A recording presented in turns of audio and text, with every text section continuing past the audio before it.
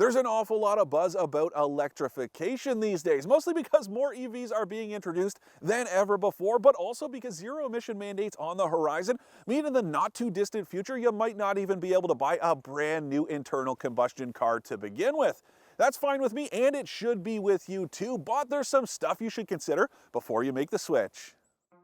Any EV owner will tell you that the best times to charge are during off-peak hours overnight when electricity is cheap. That's great if you've got access to power at home, but I know many building dwellers, myself included, who are out of luck. That doesn't mean an EV is out of the question, it just means a little more convenience and a little more money to make it happen. You'll want to familiarize yourself with your local public chargers, maybe start shopping at a grocery store that has one, and even see if your workplace will have one installed if it doesn't already. I wrote a column about this not too long ago that I'd encourage you all to read, but here's the Coles Notes version. If EV adoption is going to take off like it needs to, access to public charging needs to get with the times in a hurry. Forget about unreliable chargers for a minute and just focus on volume alone. I live in a pretty densely populated pocket of the Greater Toronto area, and there are 2 public charging stations within a 5-minute drive of my home. 2!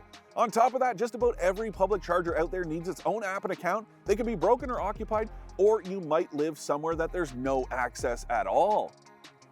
Let's say you find yourself a DC fast charger and have a car that can take advantage of speedy charge times that almost make stops quick enough not to care. Then there's the whole problem of actually charging quickly. See, DC fast chargers are cool, but even the ones that can feed 350 kilowatts of juice into your battery don't actually do that most of the time.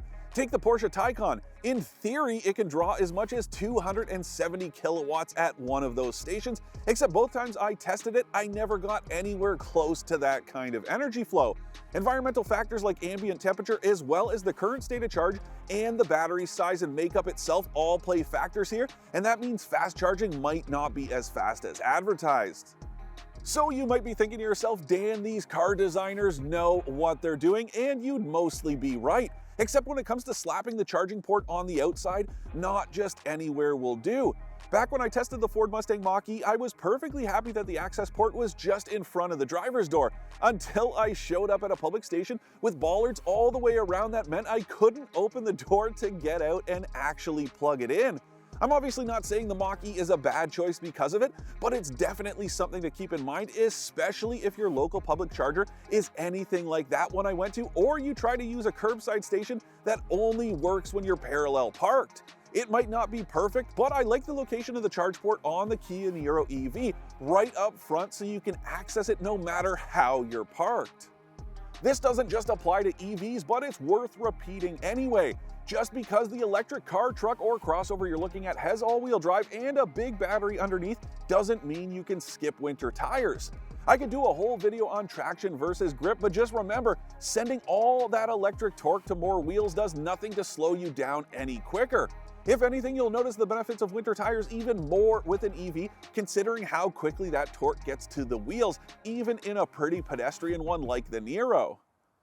Just to be clear, none of those are reasons not to get into an EV, but they are the kind of things you maybe haven't thought of just yet.